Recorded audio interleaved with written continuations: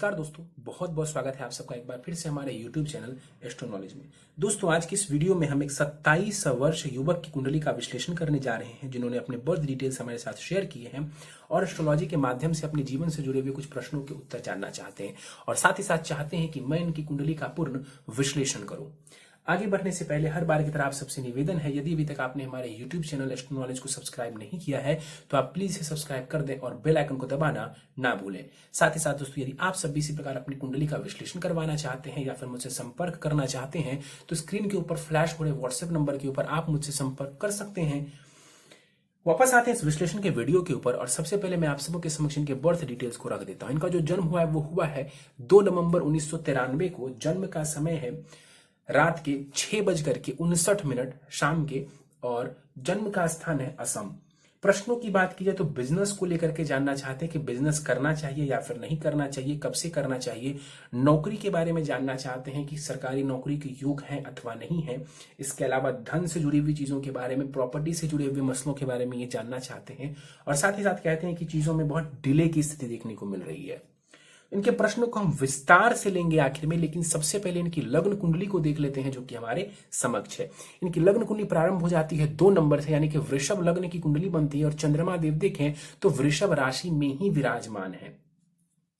वृषभ लग्न यानी कि शुक्र के द्वारा अधिपत्य किया जाने वाला ये लग्न है। ऐसे लोगों के स्वभाव की बात करें तो ऐसे लोग मूलतः अच्छे स्वभाव के होते हैं। ऐश्वर्य की तरफ इनका जो है झुकाव होता है, आकर्षण होता है, ग्राउंडेड होते हैं ऐसे लोग। और इसके अलावा संगीत में रुचि होती है, इनकी कला के क्षेत्र में इनकी रुचि देखी गई है और जरूरत पड़ने पर बैल की तरह मेहनत करना भी जानते हैं। क्यों? क्योंकि इस कुंडली में शनि जो है ना वो योग कारक ग्रह बनता है, कर्मेश बनते हैं और साथ ही साथ वो भाग्येश भी बनते हैं। यहां पर लग्न की डिग्री देखी जाए, लग्न का मान देखा जाए तो वो 24 डिग्री का है, यानी कि लग्न थोड़ा कमजोर अवस्था का है। लग्नेश है शुक्र, जाकर के त्रिकोण में जरूर बैठे हुए हैं लेकिन नीच की राशि में बैठे हुए हैं यहाँ पर कन्या में। और डिग्री को ध्यान से देखेंगे तो 27 डिग्री के साथ शुक्र यहाँ पर परम नीच होकर के बैठा हुआ है, परम नीचता पर यहां पर शुक्र बैठा हुआ है। तो लग्न एवं लग्नेश कमजोर है और लग्नेश तो बहुत ज्यादा पीड़ित भी नजर आ रहे हैं। लग्न को देख लेते हैं। यहां पर चंद्रमा और केतु लग्न में विराजमान है। यहां पर चंद्रमा अपनी मूल त्रिकोण राशि में बैठे हुए हैं। इसी राशि में चंद्रमा उच्च के भी होते हैं और मूल त्रिकोण में भी होते हैं। तो यहां पर चंद्रमा मूल त्रिकोण में 20 डिग्री के साथ विराजमान है कुमार अवस्था में और साथ में केतु भी बैठे हुए हैं। देखिए, वैसे तो चंद्रमा और केतु की युति को हम ग्रहण दोष जरूर कहते हैं और यहां पर भी ग्रहण दोष कहा जाएगा, लेकिन चूंकि चंद्रमा यहां पर मूल त्रिकोण राशि में है इस वजह से ये केतु इस चंद्रमा को बहुत ज्यादा नुकसान नहीं पहुंचा पाएगा। अपना प्रभाव तो जरूर दे देंगे केतु देवता, लेकिन बहुत ज्यादा नुकसान नहीं देंगे। चंद्रमा इस कुंडली में समझे तो वो तृतीयेश है, तीसरे भाव के स्वामी ग्रह है, जाकर के लग्न में बैठे हुए हैं मूल त्रिकोण में। देखिए, मेहनती बनाएगा ये चंद्रमा आपको, खूब सारी मेहनत करवाने वाले होंगे यहाँ पर चंद्रमा आपको। केमद्रम दोष में है ये चंद्रमा। केमद्रम दोष में क्यों है ये चंद्रमा? क्योंकि देखिए, चंद्रमा केतु के साथ बैठा हुआ है तो ग्रहण बना, चंद्रमा के पीछे कोई नहीं और आगे कोई नहीं। इस स्थिति को कहते हैं कुंडली में केमद्रम दोष का बन जाना। तो ऑलरेडी ग्रहण दोष था, भले ही कम प्रभावी था, लेकिन अब यहाँ पर केमद्रम दोष भी बना हुआ है। तो आपका जो मन है ना वो बड़ा अशांत रहने वाला है। जिस भाव में ये केमद्रम बन रहा है, जिस राशि में बन रहा है, उसके स्वामी ग्रह पहले ही गड्ढे में जाकर के बैठे हुए हैं। शुक्र की मैं बात कर रहा हूं और यहाँ पर केमद्रम दोष और ग्रहण दोष बन रहा है। तो ज्यादातर परेशानी जो है ना वो आपके मन से जुड़ी हुई है। डिसीजन लेने में आपको परेशानी ये देने वाला होगा। आप डिसीजन नहीं ले पाएंगे। लाइफ का कोई भी डिसीजन हो, छोटा बड़ा, तो उसमें आप क्या है उलझ करके रह जाएंगे जीवन में। चंद्रमा यहां पर बैठे हुए हैं तो पर्सनालिटी थोड़ी ये बढ़िया कर देंगे। भावुकता भी ये चंद्रमा आपको देने वाले होंगे। यहाँ पर चंद्रमा कई सारे विचारों को आपके मन में डालने वाला होगा। कुछ हद तक अध्यात्म की तरफ भी आपको लेकर के जा सकते हैं और यहां पर चंद्रमा की दृष्टि पड़ेगी कुंडली के 7वें भाव के ऊपर। तो विवाह में ये कोई परेशानी नहीं देने वाले हैं, विवाह में ये बढ़िया ही आपको लाभ देंगे। केतु को देख लेते हैं। 9 डिग्री के साथ यहाँ पर केतु बैठा हुआ है। वृषभ राशि में केतु को नीच का माना जाता है। वृषभ राशि और मिथुन राशि, ये जो 2 राशियां हैं, ये राहु के लिए बढ़िया है लेकिन ये केतु के लिए बढ़िया नहीं माना जाता है। तो यहां पर ये केतु बैठे हुए हैं अपनी नीच की राशि में और सबसे इंपॉर्टेंट कि केतु बैठा है शुक्र के भाव में, और शुक्र कैसा है तो नीच का बैठा हुआ है, परम नीच का। तो यहां पर केतु भ्रम के सिवा आपको कुछ नहीं देंगे, उलझाने के सिवा ये केतु कुछ नहीं देगा आपको। तो यहां पर केतु जो है आपको उलझन डालेंगे आपके मन के अंदर, डिसीजन लेने में परेशानी देंगे, कंसंट्रेशन की भयंकर परेशानी आपको दे सकते हैं। तो इससे बचने की जरूरत है, इससे बचने की आवश्यकता है आपको। बलाबल 50% के आसपास यहां पर केतु का माना जाएगा, वृद्ध अवस्था में केतु बैठे हुए हैं। शुक्र को देख लेते हैं, 27 डिग्री के साथ शुक्र देव यहां पर विराजमान है, बाल अवस्था में ये शुक्र भी है, लग्नेश है और वो षष्ठेश भी है। क्योंकि लग्नेश है तो कारक ग्रह है, शरीर भाव के स्वामी ग्रह है शुक्र, और जाकर के पंचम भाव में बैठे हुए हैं। देखिए यहां पर शुक्र का बैठना बहुत बढ़िया नहीं माना जाएगा, और चूंकि ये नीच के हो गए तो ये एक अच्छी स्थिति नहीं मानी जाएगी। शुक्र को बेहतर करना आपके लिए जरूरी है, ताकि आपको प्रेम संबंधित मामलों में सफलता मिले, अच्छी संतान हो आपकी, और आपकी जो एजुकेशन वगैरह भी रहे वो बढ़िया से सुचारू रूप से चलती रहे। अन्यथा यहाँ पर जो शुक्र देवता है रिलेशनशिप में फेलियर करवा सकते हैं। शिक्षा से जो लाभ मिलना चाहिए, जिस प्रकार का लाभ मिलना चाहिए, वो लाभ आपको नहीं दे देंगे, नहीं दे पाएंगे यहाँ पर शुक्र देवता। शुक्र यहाँ पर बैठ करके आपके लाभ स्थान को देखेंगे। देखिए पूर्ण दृष्टि लाभ स्थान के ऊपर जा रही है शुक्र की, तो अब उच्च की राशि को भी देखेंगे, लेकिन नीच के हैं तो ये आपको धन का भी विशेष लाभ नहीं दे पाएंगे। क्या करना है, तो शुक्र से जुड़े जो उपाय आपको बताए जाएंगे वो करना आपके लिए परम आवश्यक है। आपका लग्नेश है शुक्र, आपका षष्ठेश है शुक्र, और पंचम भाव में बैठा हुआ, तो बहुत ही इंपॉर्टेंट ग्रह है आपके लिए, ये बहुत प्रभावी ग्रह है आपकी कुंडली में। और उसकी स्थिति खराब हो गई तो मान लीजिए कि जीवन का जो एक मेजर पार्ट है उसको यहां पर शुक्र ने गड़बड़ कर दिया। तो यदि शुक्र को बेहतर करेंगे तो यहां पर चंद्रमा केतु के भी रिजल्ट देने की जो ताकत है वो बढ़िया होगी, वो ताकत बढ़ जाएगी, क्योंकि उसके घर में चंद्रमा केतु बैठा हुआ है। तो शुक्र को बेहतर बनाना आपके लिए आवश्यक है। आगे बढ़ते हैं, कुंडली के छठे भाव को देख लेते हैं। छठे भाव को देखें तो यहाँ पर गुरु सूर्य एवं बुध युति बना करके यहाँ पर बैठे हुए हैं। देखिए गुरु सूर्य बुध इन सबकी युति छठे भाव में होना ये बढ़िया है, इस भाव को ये थोड़ा प्रबल बना देते हैं। यहाँ पर सूर्य हालांकि नीच की राशि में है, लेकिन मैं आपको बता दूं कि सूर्य की नीचता भंग हो रही है। सूर्य की नीचता भंग हो रही है। यहाँ पर सूर्य की नीचता क्यों भंग हो रही है, क्योंकि मंगल चंद्रमा से और लग्न से केंद्र में विराजमान है। इस सूत्र को लगाने के बाद यहाँ पर सूर्य का नीच भंग राजयोग बन जाएगा। यहां पर गुरु सूर्य बुध का बैठना आपके जॉब के लिए बढ़िया है, आपके करियर के लिए ये कुछ हद तक बढ़िया कहा जा सकता है। शिक्षा वगैरह के क्षेत्र से यदि आप जुड़ते हैं, आप बढ़िया लाभ जीवन में अर्जित कर सकते हैं। सूर्य यहां पर देखें तो ये सुखेश हैं आपकी, और जाकर के कुंडली के छठे भाव में बैठे हुए। माता के स्वास्थ्य का ध्यान रखने की आवश्यकता है, और प्रॉपर्टी संबंधित चीजों का भी आपको ध्यान रखने की जरूरत है। घर में कलह वगैरह की स्थिति हो सकती है, इससे बचने का प्रयास करें। सूर्य यहां पर बैठे हुए हैं, नीचता भंग हो रही है। निश्चित रूप से सूर्य की दशा में भी सूर्य को थोड़ा बेहतर करके आप इसका लाभ ले सकते हैं। किस प्रकार का लाभ, तो जॉब में विशेष रूप से आप लाभ ले सकते हैं। सूर्य की दृष्टि 12वें भाव के ऊपर जाएगी। अपने नेत्रों का ध्यान रखेंगे, अपने नेत्रों का ध्यान रखेंगे, और उसमें चश्मा वगैरह लग सकता है, इसका आपको ध्यान रखना चाहिए। गुरु को देख लेते हैं, 4 डिग्री के साथ बाल अवस्था में ये गुरु बैठे हुए, शत्रु के घर में यहाँ पर गुरु बैठे हुए हैं। इस कुंडली में भी गुरु को समझें तो वो अष्टमेश एवं लाभेश है, तो कारक नहीं मारक ग्रह है इस कुंडली में गुरु, और जाकर के कुंडली के छठे भाव में बैठा हुआ है। देखिए गुरु यहां पर बैठे हुए हैं तुला राशि में, शुक्र के साथ तात्कालिक मैत्री है, इस वजह से बहुत हद तक गुरु यहां पर अच्छा परिणाम आपको देने वाले होंगे। जॉब वगैरह में ये आपको लाभ दे देंगे, जॉब में सफलता प्राप्ति करवा देंगे। गुरु की दृष्टि पड़ेगी 10वें भाव के ऊपर, करियर के लिए ये बहुत बढ़िया है। करियर में ये आपको उन्नति प्रदान करने वाला होगा। 12वें भाव के ऊपर गुरु की दृष्टि पड़ेगी तो धन का व्यय जरूर करवाएंगे गुरु, लेकिन गलत जगह धन खर्च नहीं करवाएंगे। गुरु की दृष्टि पड़ेगी 2य भाव के ऊपर, तो ये भी धन के लिए कुछ हद तक बढ़िया ही माना जाएगा। छठे भाव में गुरु बैठे हुए, सूर्य बैठे हुए, डाइजेशन का थोड़ा ध्यान रखेंगे। पेट संबंधित समस्या ये दे सकता है, तो पेट संबंधित समस्याओं का आपको ध्यान रखने की आवश्यकता है। अपने खान पान का ध्यान रखने की आपको आवश्यकता है।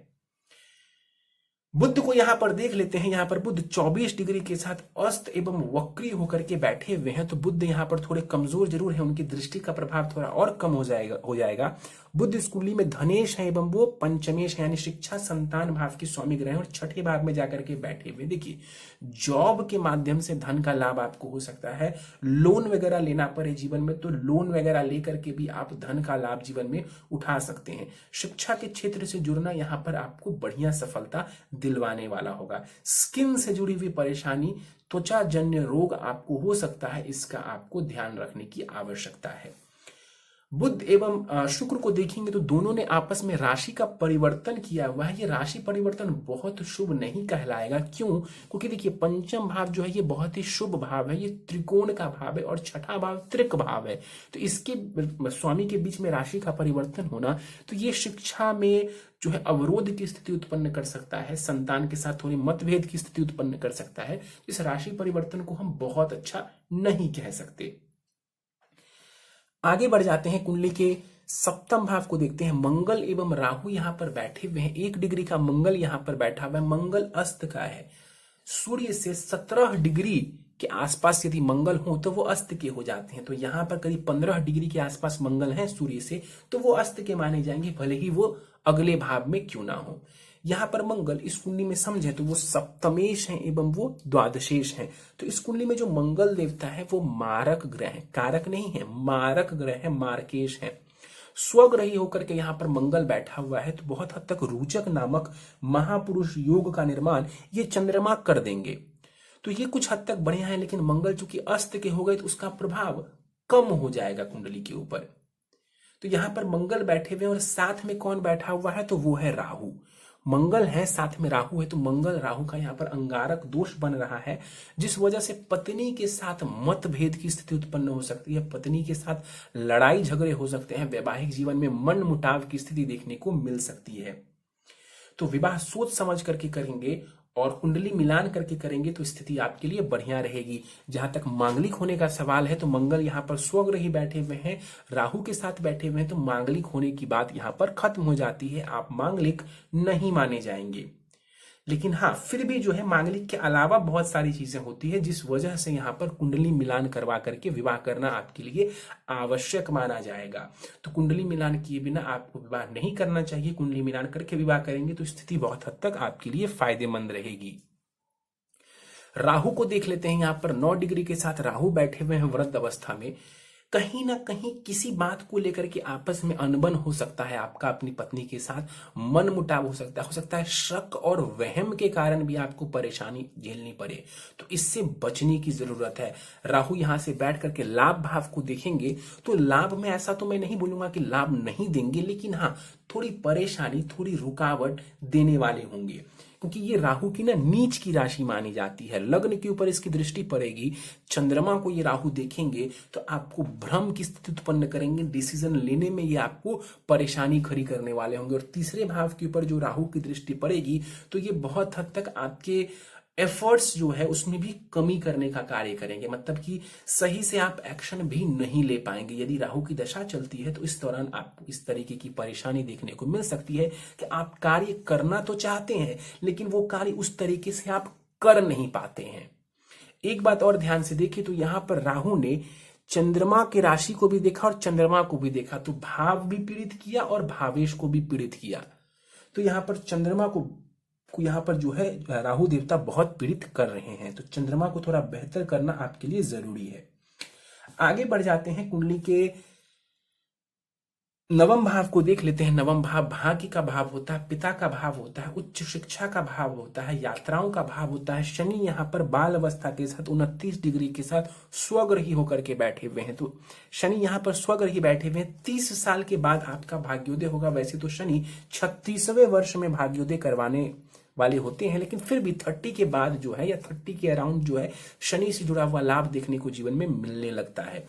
मैंने स्टार्टिंग में भी कहा था कि शनि इस कुंडली का योग कारक ग्रह है, और अब देखिए तो शनि की स्थिति भी बढ़िया है क्योंकि वो त्रिकोण में है, स्वग्रही बैठे हुए, तो ये स्थिति आपके लिए बहुत ही बढ़िया है।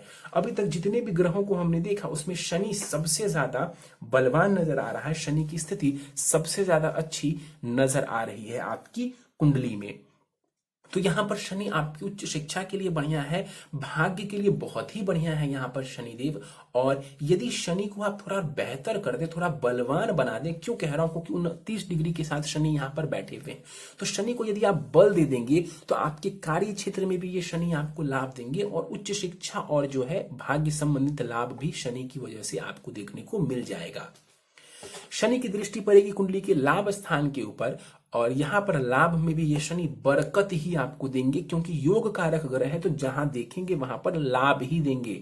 तीसरे भाव के ऊपर दृष्टि पड़ेगी शनि की। देखिए शनिदेव आपको पूर्ण रूप से भाग्य का सहयोग देंगे, भाग्य का, लेकिन मेहनत में कोई कमी मत रखिए। जैसा मैंने कहा कि बैल की तरह मेहनत करने की क्षमता होती है वृषभ लग्न वालों में, तो वो कीजिए। वो जब आप करेंगे तो शनिदेव की कृपा ऑटोमेटिकली आपको मिलनी प्रारंभ हो जाएगी। और शनि की दृष्टि पड़ेगी कुंडली के छठे भाव के ऊपर, तो देखिए छठे भाव के ऊपर उच्च की राशि को तो देखेंगे, तो शत्रुओं से आपको निजात दिलवाएंगे, शत्रुओं से छुटकारा दिलवाएंगे, बीमारियों से आपकी रक्षा करेंगे। लेकिन सूर्य को तो ये शनि पीड़ित कर देंगे, शनि सूर्य को तो पीड़ित कर देंगे, तो ये आपके कॉन्फिडेंस के लिए बढ़िया नहीं माना जाएगा, पिता संबंधित सुखों के लिए ये बहुत बढ़िया नहीं माना जाएगा। सूर्य जब पीड़ित होते हैं तो कहीं ना कहीं जातक का जो कॉन्फिडेंस का लेवल है ना, वो कमजोर हो जाता है।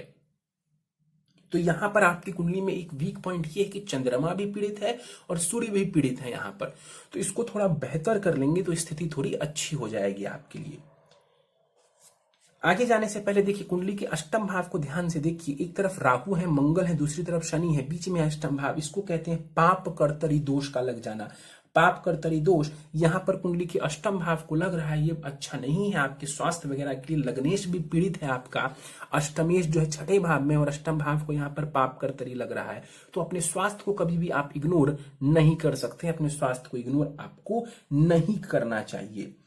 इसके अलावा देखा जाए कुछ और योग बनते हुए नजर आ रहे हैं। सूर्य बुध का बुधादित्य योग यहाँ पर कुंडली के छठे भाव में बनता हुआ नजर आ रहा है, और गुरु और सूर्य का बैठना ये भी अपने आप में अच्छा योग है। शिक्षा के क्षेत्र के लिए, जीवन में कुछ बड़ा करने के लिए, कुछ मान सम्मान हासिल करने के लिए ये योग बढ़िया माना जाता है। मंगल और चंद्रमा ये आमने सामने बैठे हुए, तो चंद्र मंगल लक्ष्मी योग का भी यहाँ पर निर्माण हो रहा है, जो कि आपके धन के लिए बढ़िया माना जाएगा। हाँ, इतना जरूर है कि मंगल अस्त का है, तो उस योग का प्रभाव थोड़ा कम पड़ेगा, लेकिन बनेगा जरूर वो योग। चंद्र मंगल लक्ष्मी योग भी यहाँ पर बन रहा है, तो ये धन वगैरह के लिए स्थिति बढ़िया मानी जाएगी। करियर की मैं बात कर लेता हूं। आपको पहले ही मैं करियर के बारे में बता दूं कि इस कुंडली के अनुसार किस किस क्षेत्र में आप जा सकते हैं। देखिए टेक्निकल क्षेत्र, चूंकि शनि आपके लिए योग कारक है, मंगल की भी स्थिति बढ़िया है, तो आप टेक्निकल क्षेत्र में जा सकते हैं। टेक्निकल क्षेत्र में जाने से आपको सफलता मिलेगी। इंजीनियरिंग में जा सकते हैं। एक ही बात है, टीचिंग का जो क्षेत्र है ना, वो भी आपके लिए बढ़िया है, और अभी जो है आपको टीचिंग के क्षेत्र में भी यदि आप जाते हैं, आपको बढ़िया लाभ देखने को मिल सकता है। दशाओं की हम बात करें तो दशा जो है वो राहु की आपको चल रही है, और राहु की दशा में मंगल की अंतरदशा चल रही है, जो कि 23 मार्च 2021 तक आपको रहने वाली है। तो राहु की जो महादशा है वो खत्म होने वाली है आपके लिए, और ये जो समय है, इस समय आपने बहुत सारी जो है चीजें ट्राई की होंगी, बहुत सारे क्षेत्रों में इस राहु ने आपको घुमाया होगा गोल गोल, और अंततोगत्वा किसी भी नतीजे पर इस राहु ने आपको नहीं पहुंचाया। तो ये जो समय है, ये जो राहु की पूरी महादशा है, ये 18 वर्षों की होती है, और अब जो है 23 मार्च 2021 को ये राहु खत्म हो रहा है। इसकी दशा मान लीजिए आपकी कुंडली में खत्म हो रही है। तो गुरु की महादशा आपको प्रारंभ होगी अगले 16 वर्षों के लिए। गुरु इस कुंडली में कारक नहीं है, लेकिन फिर भी मेरा ऐसा मानना है कि गुरु की आने के बाद जो है आपको करियर में विशेष सफलता देखने को मिल जाएगी, और धन के लिहाज से भी गुरु की दशा मुझे बढ़िया नजर आ रही है। चलिए सीधे आपके प्रश्नों को ले लेते हैं। जानना चाहते हैं आप कि अगर मैं बिजनेस करूंगा तो कितना सक्सेसफुल हो पाऊंगा। देखिए सबसे पहली बात यह है कि बिजनेस का योग है कि नहीं है आपकी कुंडली में। तो मेरा ऐसा मानना है कि आप बिजनेस कर तो सकते हैं, लेकिन रिस्क लेकर के बिजनेस करना उचित नहीं है। और दूसरा, अभी जो समय है ये बिजनेस के लिए बिल्कुल भी फेवरेबल नहीं है। तो कब कर सकते हैं बिजनेस? शनि की दशा में आप बिजनेस प्रारंभ कर सकते हैं। अभी बिजनेस प्रारंभ करेंगे तो फायदे की जगह नुकसान ज्यादा आपको हो सकता है।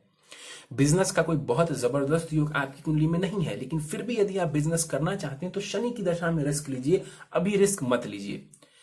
किन क्षेत्रों से जुड़ा हुआ बिजनेस करेंगे? तो शनि के ही क्षेत्रों से जुड़ा हुआ कारोबार करेंगे, आपको लाभ मिलेगा। कौन कौन सा कारोबार? तो coal, mines, petrol, gas, leather, steel, iron, manufacturing से जुड़ा कारोबार, रियल एस्टेट, कंस्ट्रक्शन, मतलब कि जितने भी कारोबार शनि के अंतर्गत आते हैं आप उसको कर सकते हैं। और शनि की ही दशा का आपको इंतजार करना पड़ेगा। अभी यदि आप जाएंगे उसमें तो वो लाभ आपको देखने को नहीं मिलेगा। इसके बाद जानना चाहते हैं आपकी सिविल सर्विसेज या गवर्नमेंट जॉब में जाना चाहिए क्या मुझे। देखिए, सिविल सर्विसेज के योग तो बहुत कमजोर नजर आते हैं आपकी कुंडली में, लेकिन फिर भी अगर आप जाना चाहें तो आप ट्राई कर सकते हैं, लेकिन उसकी संभावना कमजोर नजर आती है। हाँ, छठा भाव आपका जो है वो बलवान है, मैं सच में कह रहा हूं, छठा भाव आपका बहुत बलवान है। और कर्मेश जो है शनि वो भी बलवान है।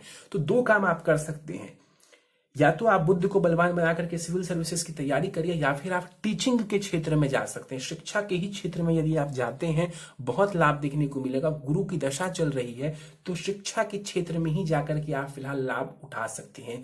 बहुत ज्यादा मन है आपको सिविल सर्विसेज में जाने का तो आप कुछ वर्षों के लिए ट्राई कर सकते हैं, अन्यथा जो है टीचिंग का भी क्षेत्र आपके लिए बढ़िया रहेगा और टीचिंग के क्षेत्र से जुड़ने से भी आपको अच्छा लाभ देखने को मिल जाएगा।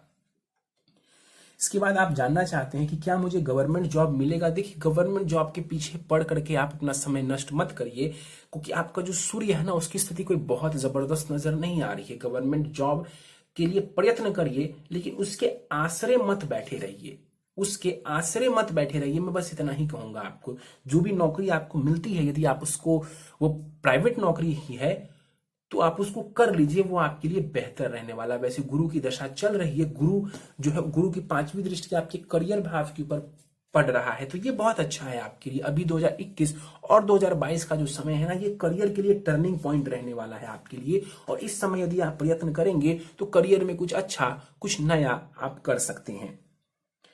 लाइफ में कितना पैसा, प्रॉपर्टी मिलेगा, क्या ये सब मेरे नसीब में है। देखिए, बिल्कुल, यदि मैं बात करूं तो जॉब के माध्यम से आप धन अर्जित कर सकते हैं।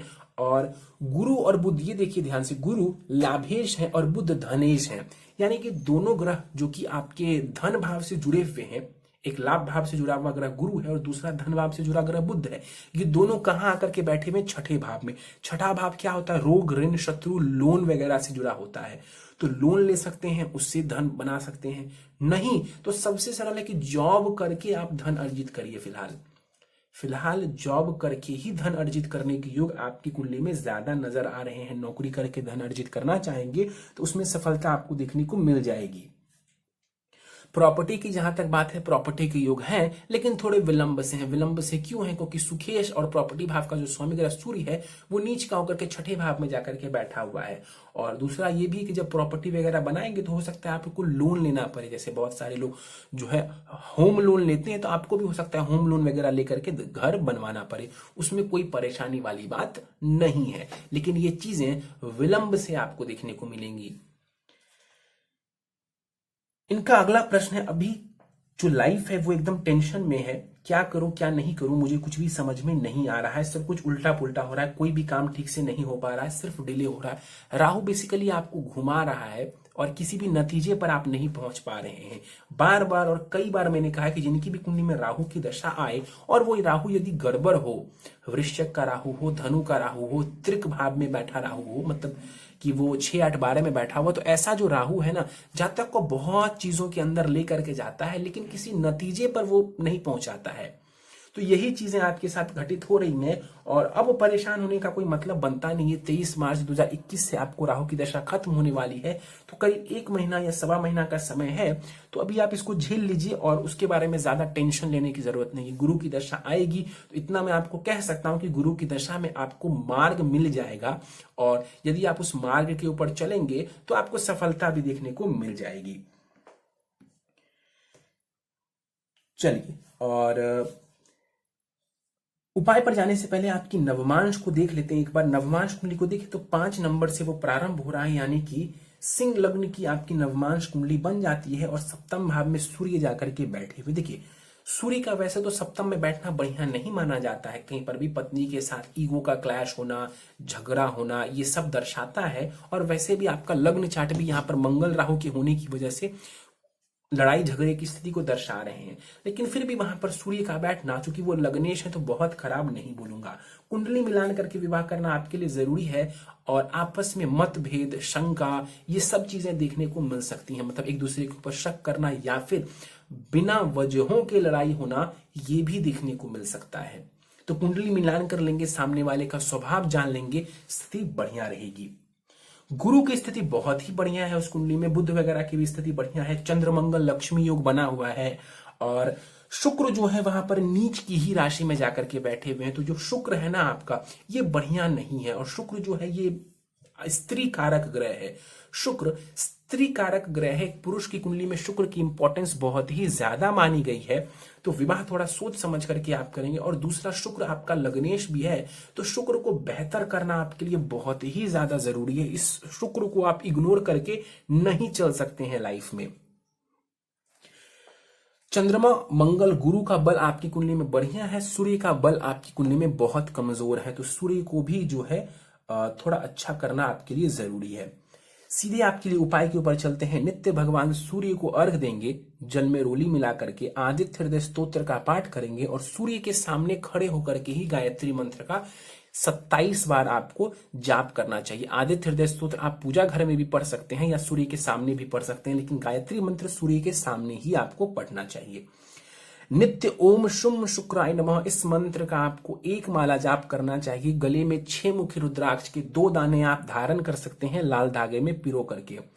नीलम रत्न आता है, नीलम रत्न आपके लिए बहुत जरूरी है। आप इसको धारण कर सकते हैं, पूरी जिंदगी आप इसको धारण करके रख सकते हैं।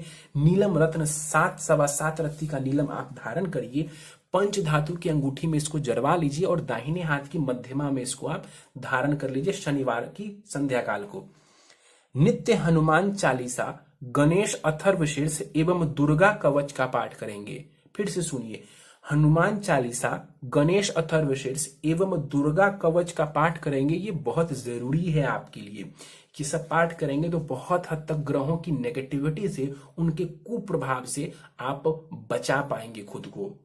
हर सोमवार शिवलिंग के ऊपर जल दूध से अभिषेक करेंगे, ओम नमः शिवाय का जाप करते हुए। इससे जो आपका चंद्रमा है वो दिन प्रतिदिन बेहतर होना शुरू होगा।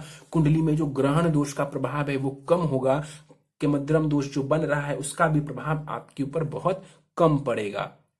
चलिए, तो दोस्तों ये था 27 वर्ष युवक की कुंडली का विश्लेषण। मुझे उम्मीद है कि आपको हमारा ये कुंडली विश्लेषण का कार्यक्रम पसंद आया होगा। यदि कार्यक्रम पसंद आया तो आप इसे लाइक करें, शेयर करें। अभी तक आपने हमारा YouTube channel astro knowledge subscribe नहीं किया है तो आप प्लीज इसे सब्सक्राइब कर दें और बेल आइकन को दबाना ना भूलें। साथ ही साथ दोस्तों, यदि आप सभी इसी प्रकार अपनी कुंडली का विश्लेषण करवाना चाहते हैं या फिर मुझसे संपर्क करना चाहते हैं तो स्क्रीन के ऊपर फ्लैश हो रहे व्हाट्सएप नंबर के ऊपर आप मुझसे संपर्क कर सकते हैं। और ज्यादा जानकारी के लिए आप नीचे डिस्क्रिप्शन बॉक्स को भी चेक कर सकते हैं। इस वीडियो में फिलहाल इतना ही दोस्तों। आप सभी का बहुत बहुत धन्यवाद।